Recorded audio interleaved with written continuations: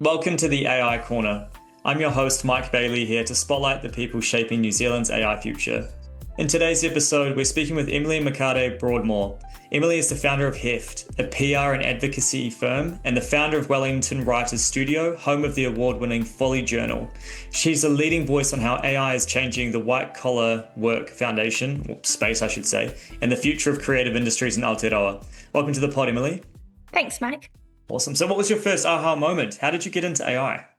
It was more than a year ago, which is crazy, right? It's so recent. When I was out at dinner with some friends and one of them happened to work at Microsoft, and we were talking about AI, and I was one of those people at the time that when I heard AI, I was very cynical. We had contractors using it at Heft and the results were never good. We'd always be able to tell and we'd be pulling them up on it. So it didn't have a good reputation in the communications and marketing sector.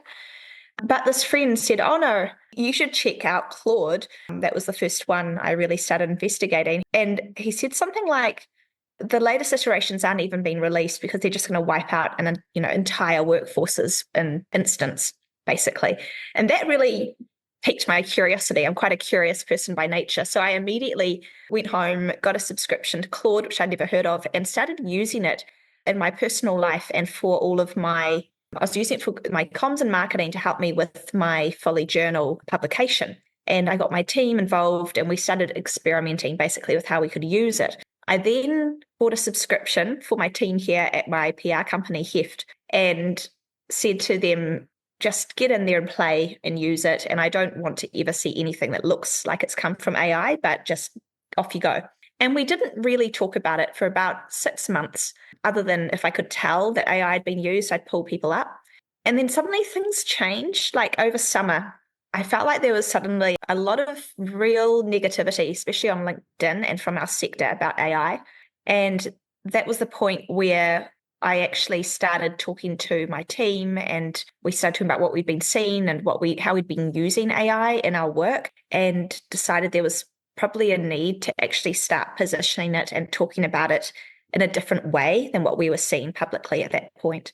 Interesting. And just on your first mover advantage for you was Claude, which is interesting. Most people start with ChatGPT. Had you tried ChatGPT and you weren't sold? What was it about Claude that got you hooked? Yeah, I had. I tried ChatGPT in 2023 and I think early 2024 I'd had a play, and no, I didn't like the tone. I was very AI hesitant and ambivalent, and it just basically lived up to all my very low expectations. Claude, for whatever reason, at the point that we started using it, was far better on copywriting. And when you're looking at trying to do a whole lot of social media content and you've got your plan, your strategy in place, you know what you're talking about, you know what your key messaging is, Claude was actually a really great enabler to take all of that work and then speed up the next stage. And it could do it at that point much better than ChatGPT. I feel like they're a little more even now, but I do still think that the empathy and I just feel like Claude's more values driven. Yeah, nice. I'd love to unpack a bit more about some of the tools you're using as part of that process. I think that's always interesting for people. And what about your team? When you said to them, hey, have a go and see what it's like, did you get a lot of resistance from the team internally, or was there much kind of pressure put on them in some way? Well, my senior team, I think, just thought, oh, Emily's gone off on one of her crazy tangents, and I don't think they were engaging with it at all. But my juniors were, and in both good and bad ways, because what it enabled, because obviously I had quite a big junior team of volunteers and of interns and some paid staff with Folly, but also we had our interns and our junior staff at Heft. So I was seeing what was unfolding with people in their 20s, mostly junior level staff who were interacting with AI, and what the problems that I was seeing coming up as a manager. And that was incredibly valuable. You mentioned the first mover advantage thing. It's been moving so quickly, and this has all been emerging so quickly for our sector that there was no advice out there about how to deal with this. I had to make things up myself, and we could dive into that. I forgot what the question even was now, Mike. No, it's you covered it in terms of how people were responding to the usage, and it's basically just using it badly. And using it badly is worse than not even using it. You have to use it well if you're going to use it. So the response was, okay, so how do I enable people to use it, but how do I enable them to use it well? For sure, and I think you're sort of hitting the nail on the head there. It's almost it's a non-negotiable for knowledge work at the moment, and well, moving forward, as much so as using emailers within the kind of the workforce moving forward. And Dario from Anthropic, the CEO, he predicts half of all entry-level white-collar roles could vanish within 1 to 5 years. And you mentioned junior employees. I'm sure that weighs heavily on your mind because a lot of people, their first reaction to ChatGPT is, "Oh, copywriters are gone." That's the initial reaction straight away, and I think we all know the same way that Cursor might disrupt the kind of average level software engineer. You still need a really good software engineer to be able to control that tool. And I'm sure you see and have a perspective on that as well. Definitely. What I learned early on is even before I'd had a conversation with juniors or junior to mid-level team members about AI, they were using it anyway, whether I enabled them or not. People were already using it. Problem was I could tell because they weren't using it well. And you're completely right. So we had this situation where our intern at Heft got a graduate position in about September last year and moved on. And I actually made a decision not to replace her, not because she was absolutely incredible, but because what was happening with Claude at that point and what me and my junior in-house here were able to do actually took away the need for us to have an intern in-house. Because what was that intern doing? She was researching. It was basically a lot of desktop research, a lot of first drafts. Now that is perfect AI tools. So at that point, we didn't get another junior in for that role. And then I felt really guilty about it. I think we got to about January and I was seeing how things were moving and thought, no, we need someone. So we've had several interns since then and at Folly too. It's a constant decision, basically, to get young people in, because the reality is, without even thinking about the management level needed, you're having to teach them how to use the AI tools and how to use it well as training them in the industry that they've entered into. So it's actually an ethical decision. And I'm speaking with a lot of leaders at the moment in not just comms and marketing, but more broadly white collar work, about the fact that there is an ethical decision here about bringing in young people to train them up to secure that pipeline. And it's far more labor intensive than it was previously, because whereas previously you'd throw them what we used to call grunt work, you would throw them something and say, try drafting a press release or do some research on XYZ. You're not going to throw any human stuff like that anymore. It's going to go to the AI. So instead, what's happening is you're saying to a young person, draft this press release, and they're immediately doing it with the help of the AI. Then I'm needing to sit down with them and basically work through what is, Socratic method to actually ask them questions. Does that sound like the client? Are those facts from our documentation, or have you checked all those facts? Is this the right tone? Who's the audience? Who are we speaking to? Actually asking them to analyze and apply judgment to a draft that they have not written, but a machine has written. Now, the beauty of this, though, is that all of us spent years having our drafts red penned. For me, I was in Parliament and my MP definitely had a red pen and he was very, used it very liberally. What I've seen is that the young people are so much more enabled now because they're not being asked to critique their own work, which is horrifying when you're learning. They're critiquing the machine's work. So there's a whole lot less emotion there about saying, oh, yeah, that's actually a really silly quote, or no, that's not right, or no, they're not saying, no, I got it wrong. They're saying, oh, no, the AI got it wrong, I'll fix it. So I think that actually there's a huge piece of empowerment there in enabling young people to use AI, but it requires a whole lot of different mentorship because asking them to apply judgment and to develop skills that we wouldn't generally expect them to develop so soon in terms of brand, voice, and tone. I love the way you're thinking about the coaching of them through being more critical, and it's almost in some way, is it fast tracking them more towards management because they're managing the AI in some way, shape, or form, right? So in theory, okay, they may not have the apprenticeship work has sort of been hoovered up by AI, the drafting, research, media list building, monitoring, whatever it is. And of course, there's downsides to that. As you say, there's no red pen type of process or as much of it. You're just getting them to think more critically about the work and in the best way. But there's that upside where they can jump straight into analysis and creative ideation and strategy and sort of speed up their career acceleration in different ways. But as you say, I think the onus is on the manager and the leader to really train young individuals nowadays to be co-pilots, how to actually run the tools without being too technical, but it's almost just that reminder like, hey, you just can't trust everything that comes from these tools. You've got to be more actively assessing what's coming out of them at the end of the day. A few things there. One is that I think something people have got caught up at with this is that they see these tools, and this is what I'm experiencing when I'm talking to a lot of people that are AI hesitant, or like out on a scale of 1 to 10, they're like down at the 1, 2, 3s.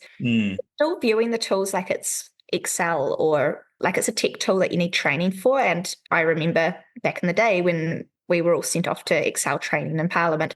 This is different because, just like you said, it's actually run by intuition and judgment, and the tools are not expected to be right. You're expected to drive them. So a lot of the first step to actually getting people using these tools well is to totally flip around the sense of like majesty that they hold. So, for instance, with young people, they are managing the tool. And I ran a workshop recently, and a young woman came up to me and she said, I'm Copilot's manager. It does all my mahi for me. And I thought, that's great. And you own that. And the fact that she didn't at all, she wasn't buying into any of those issues around cheating or self-consciousness. She was, if anything, like radiant with the fact that she, as a young person, was managing someone. She had an intern, she had a junior. I used to say that the AI tools 6 months ago was like having an intern. They're developing so quickly. They basically are just like having a junior. So you've got these juniors in there, and already they're in this management position of critiquing the AI outputs. It is amazing, right? And yeah, there's so much that there's such a different way that we need to structure the incoming pipeline of how we onboard young people into the world. So part of your process is around you give them the tools. I'm assuming you have playbooks or guides or templates on this is how you should use the tool. Here's what good prompting looks like. Like, how else do you think about onboarding young people into the workforce? Because I know it's something that you're super passionate about. Yeah, I am, because I can just see how quickly these roles are going to be hoovered up, as you said. Look, I think it's about guardrails. And I was speaking to a client about this recently, about how you put guardrails in. And again, this has been something I've just been developing on my own with a bit of brainstorming with the help of the tools, because there is no guide. We're creating guidebooks here at Heft. We're holding these trainings. It's all just stuff we're making up through trial and error ourselves. Several things, and it comes down to quite straightforward when you think about it. One is making sure that people are interacting. This is not just juniors, this is everyone, are interacting with the tools as a creative partner. So you've got to first get people away from, and I know you already know this, but this is one of the things in the workshops, which is really new to a lot of people. So they're not just asking a question, they're actually putting as much of themselves into the tool as possible. So one of the things we do is start up a prompt that we need everyone to use, especially juniors, before they even interact with the tool. And there's different ways you can do this. You can set up a project, and it's in the project instructions or whatever you've sort of custom stuff you've built. But it essentially says, don't create or write anything for me until you are satisfied. And I, recognize the ridiculousness of this, the you is the machine, that I've provided enough creative, unique thinking of my own to drive this process forward. And generally, that is enough for the tool to actually start asking questions and getting all that thinking out of someone. The other thing that we've done is gone back to on-paper brainstorming. And again, I was with a client recently, just popped in to say hi, and they were there with a junior. They had a big roll of paper out on the table, and they were doing the comms plan, and they were then going to take a photo of their strategy, and they were going to upload it into the tool and get the tool to spit out the plan from the strategy. So it's all this stuff, because as you know, the trick is not the output of the AI. It's all dependent on what people put in. So it's actually about getting all that creative stuff out of our heads. And the thing which I struggle with now is that in our sector, we're moving away from templates. We're moving away from this world where you have this lovely comms plan template that you fill out into actually none of that matters anymore, because the AI will do it in seconds. But what matters is what you're putting in up front, which is going to influence that output.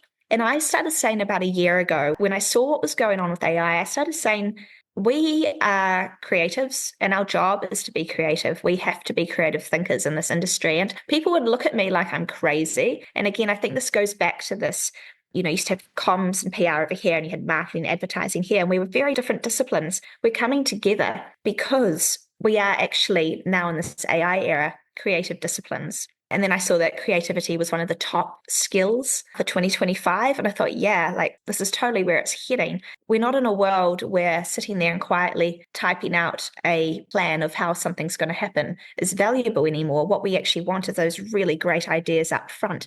Now, that's scary because there's a whole lot of people I used to hire did that kind of work, and we no longer need them.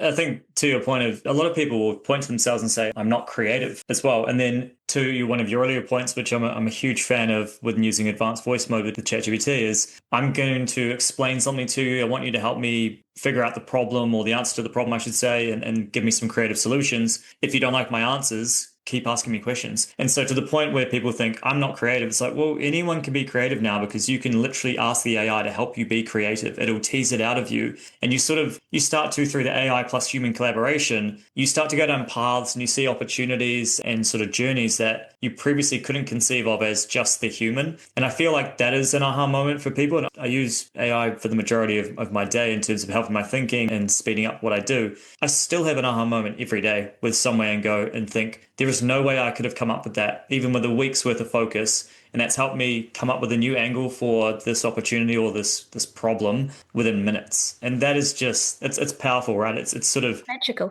And it's sort of that's probably one of the challenges also, is that if you can produce more of this work, and by virtue of being an agency, arguably your model, and as is our model at Overdose, is an arbitrage on skills. And so if now that arbitrage on skills, that gap is closing or diminishing because of what we offer can now be completed arguably by a phone in your pocket, you start to reconsider what is the value of what the human has to offer if the value of intelligence is trending to zero. So if the value of intelligence is sort of trending to zero, you've got to bring your own domain expertise and understanding of the market or the client, which again, people will argue that AI will be able to understand that in time. And so is the value then less about intelligence of the human, but more around how you use the AI itself to produce intelligence potentially? I don't know.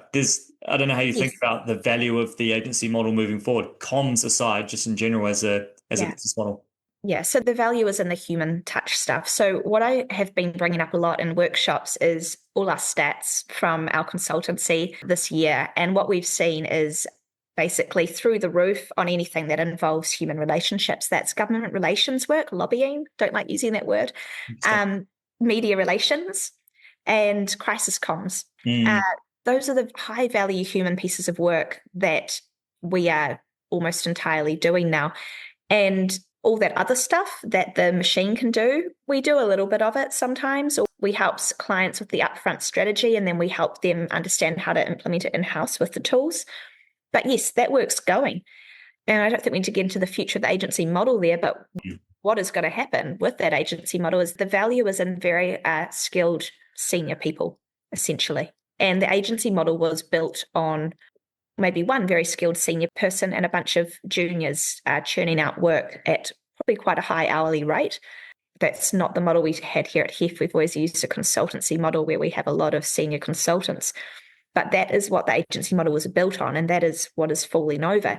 Now, I've written quite extensively on that. In my first AI resource, we actually talked about the death of the agency model and the death of the $900 press release. And here we are, right? 6 months on, totally. No one is going to pay $900 for a press release now. But what they will pay for is the creative thinking up front about what that press release should even say, and then the skills to get it into the journalist so that it's on the front page of the paper or wherever it is that we want it to be.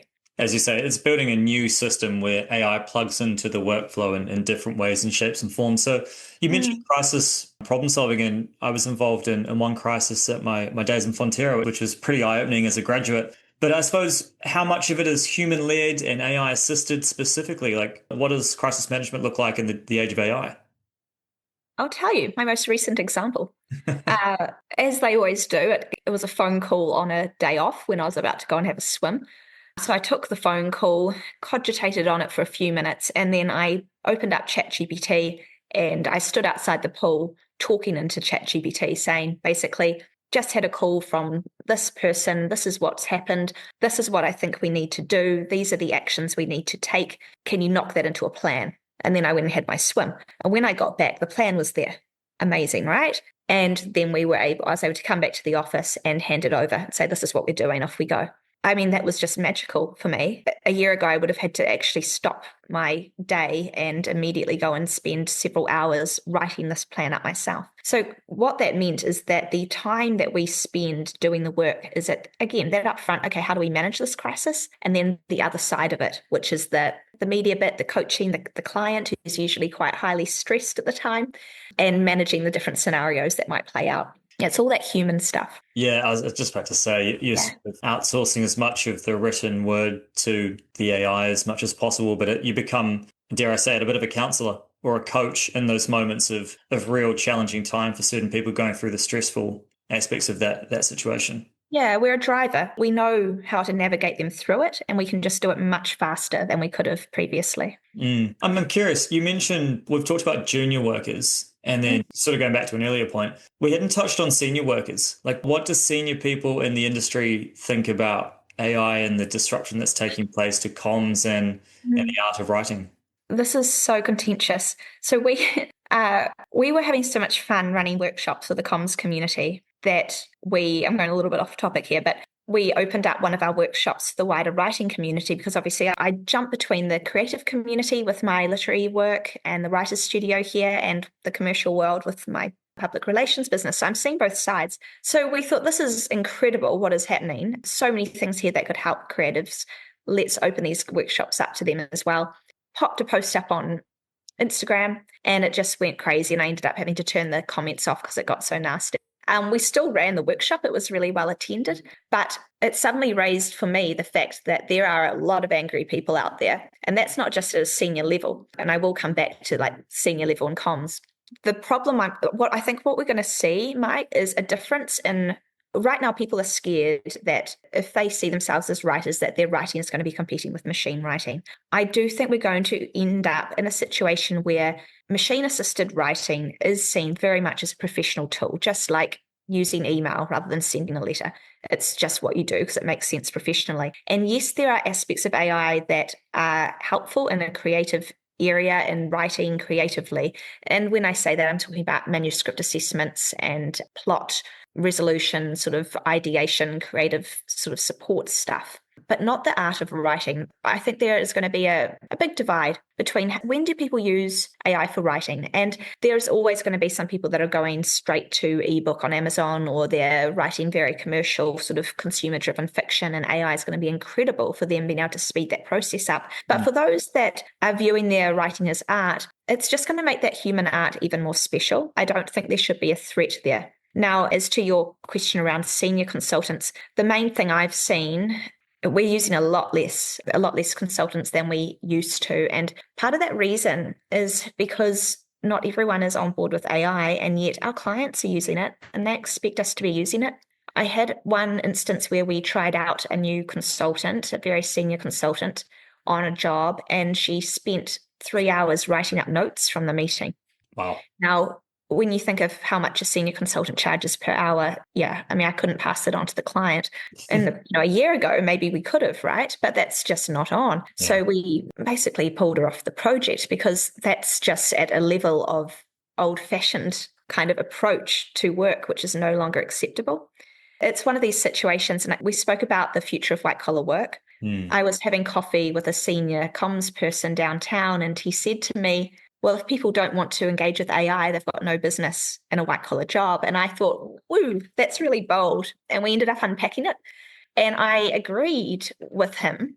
We really got quite deep on that. And it's true, just as you said, Mike, AI as a tool is going to become just as much of an accepted part of our toolkit as white-collar professionals, as using email. No one's using, well, some people are using fax, but generally, if people say they're using fax machines to communicate with each other, you're going to think that's pretty weird. It's going to be the same with AI.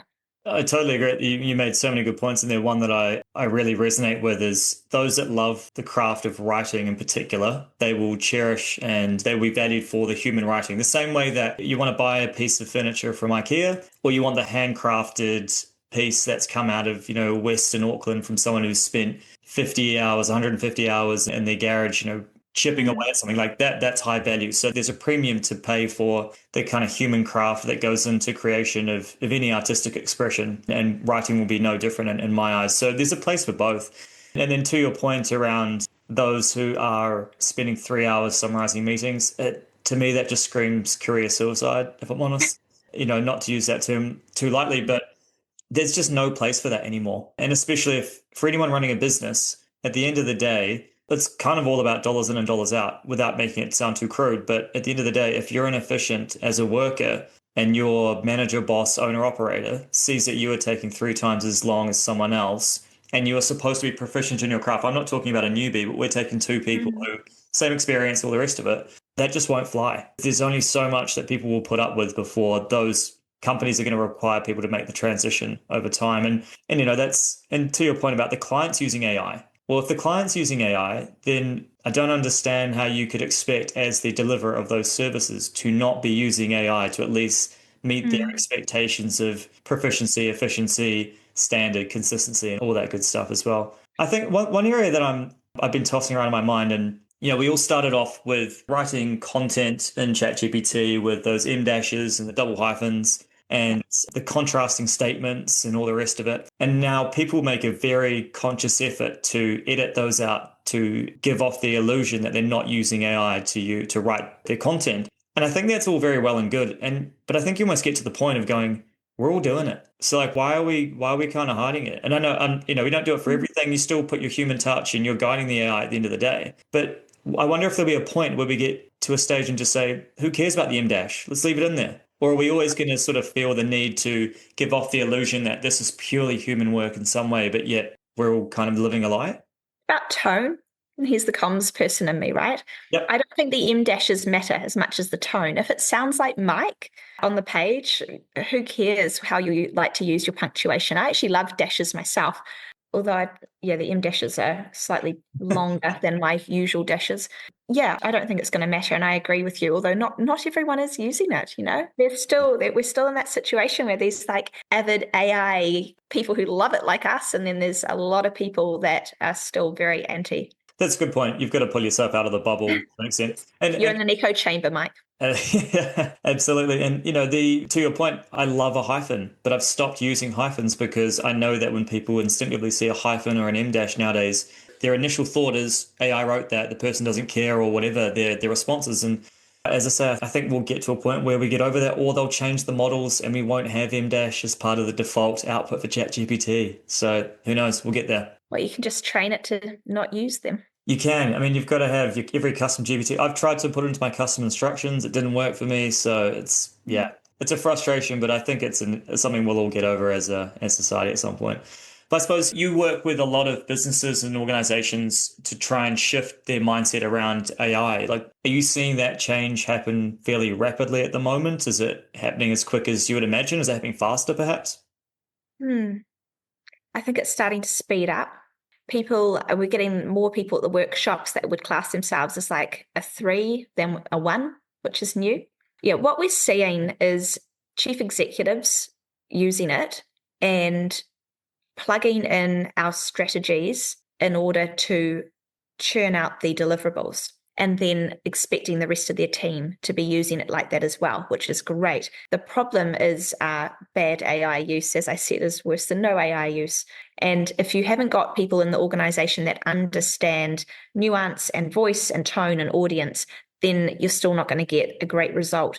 What I have been saying, because for quite a long time, a lot of chief executives, leadership level people wouldn't be honest with me about whether they were using AI.